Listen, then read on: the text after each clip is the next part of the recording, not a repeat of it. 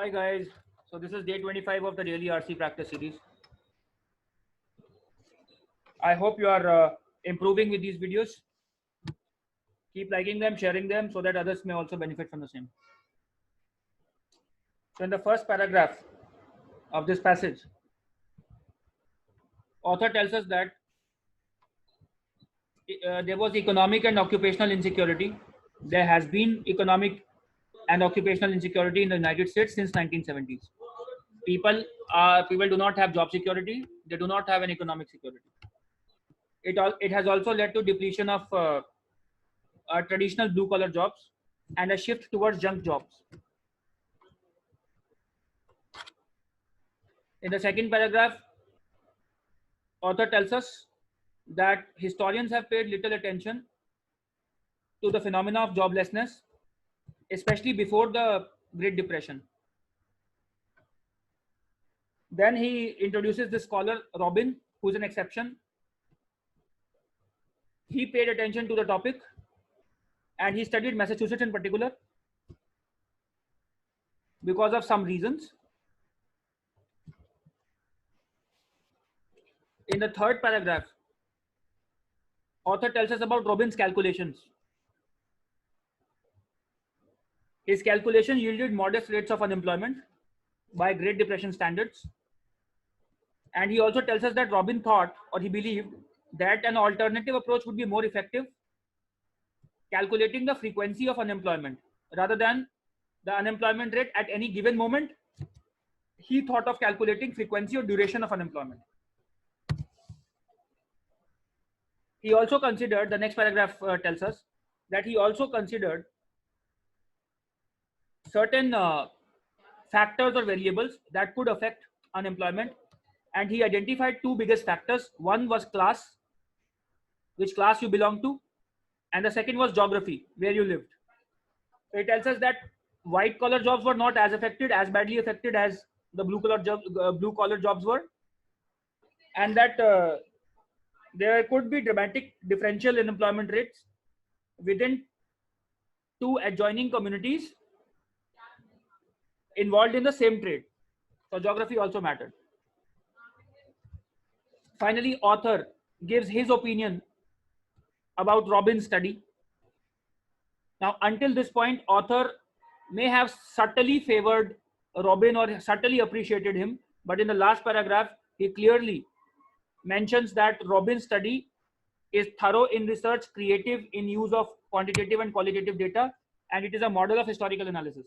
So, author wholeheartedly approves of Robin's study in the last paragraph. With this basic overview of the passage, we are now ready to look at the questions. So let's go.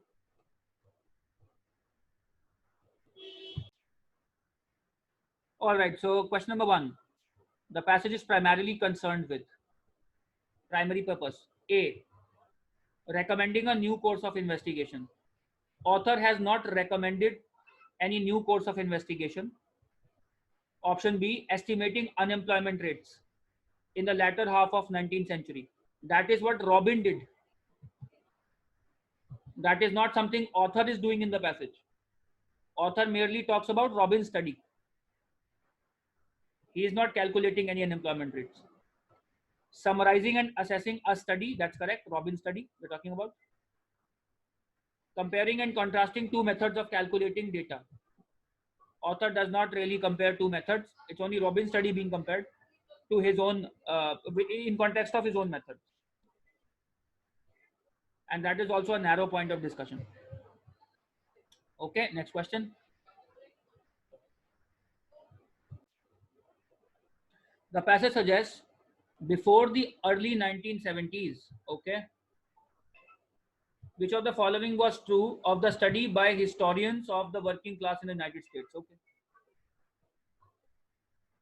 It is written in this second paragraph, first line. Since the early 1970s, historians have begun to devote serious attention to the working class, which means prior to 1970s, they were not serious about the working class. Therefore, it can be inferred that the study was infrequent or superficial or both. If they did not devote serious attention, it means that the study was superficial. Option B says the study was repeatedly criticized. Nowhere in the passage is it mentioned that it was criticized. The study focused more on the working class. Well, quite the opposite. It did not focus on the working class before the 1970s. So this is opposite. The study ignored the working class joblessness during the Great Depression. This is partially correct. The study did not ignore working class joblessness. It ignored the working class altogether. Therefore, option A is better representation of the fact than option D is.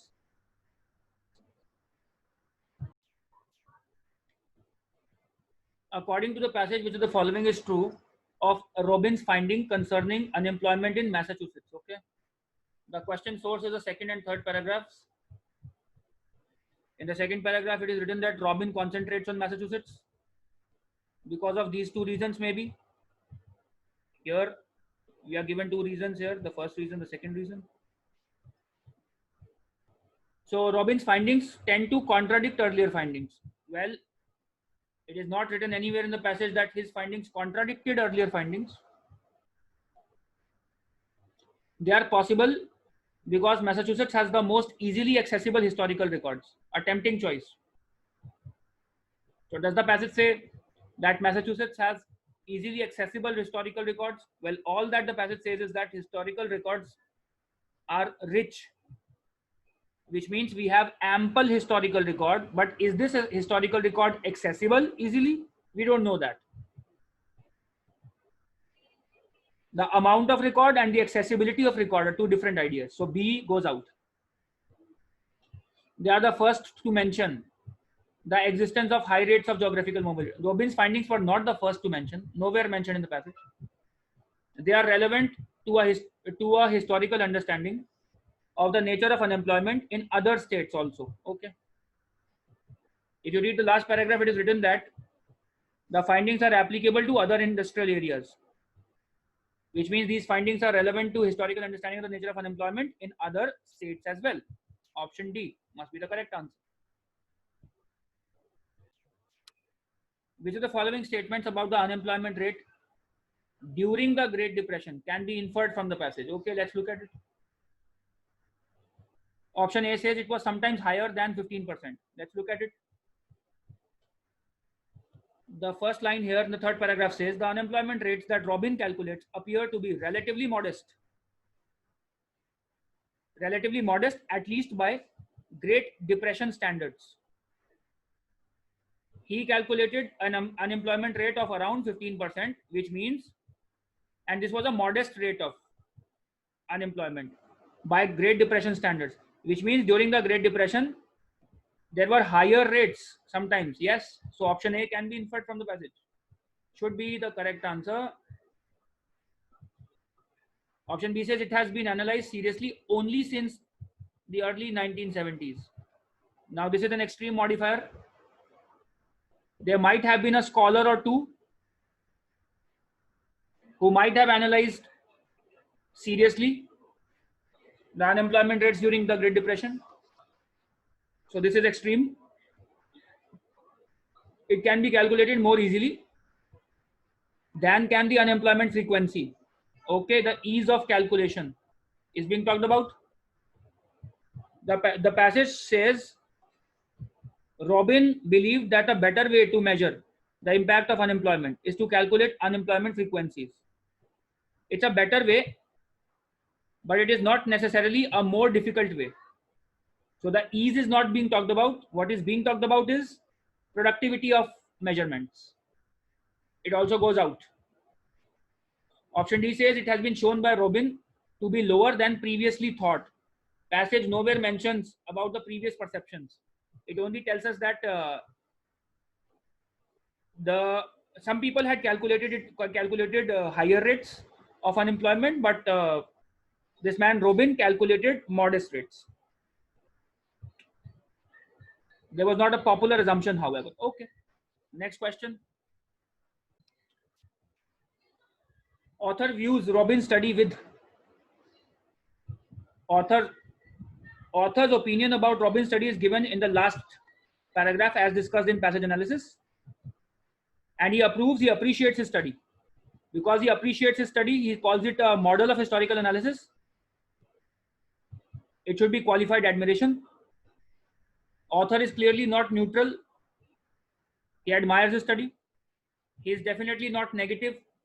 He's not in doubt. So skepticism goes out. He's not concerned either. Negative word again goes out. Okay. So the last question, which of the following, if true, would most strongly support Robbins' findings? All right, let's see. Option A says Boston and Quincy, adjoining communities, had a higher rate of unemployment for working class people in 1870 than in 1890.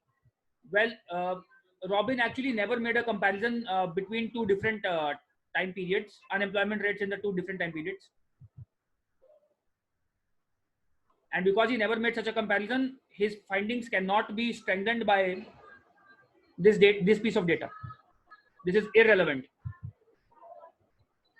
I for irrelevant. Okay. Option B, white collar professionals such as attorneys had as much trouble as day laborers. Okay. So the level of difficulty that they faced was the same as blue collar job workers. Okay. However, according to Robbins' results or calculations, those in the middle class and white collar occupations were far less likely to be unemployed. So option B actually weakens Robbins' findings. It does not strengthen it. It goes out as well. Option C, working class women living in Cambridge were more likely than working class men living in Cambridge to be unemployed. Gender, okay. If you look at this, Robbins tried to scrutinize the unemployment patterns according to skill, ethnicity, race, age, class, and gender. But he finds out that the rates were dependent on class. So gender had no role to play as per the passage, which means option C is also out. In the 1890s, shoe factory workers moved away in large numbers from one particular area where shoe factories were being replaced by other industries to adjoining areas. Okay, this would support Robbins' findings because Robbins said that dramatically different unemployment rates in the adjoining communities also led to geographical mobility. So people started moving from one place to another. If the latter place had better work opportunities for people engaged in particular kind of trade. So this is what supports Robbins' findings. Keep improving, keep working hard. Cheers to learning. Your VM is signing off.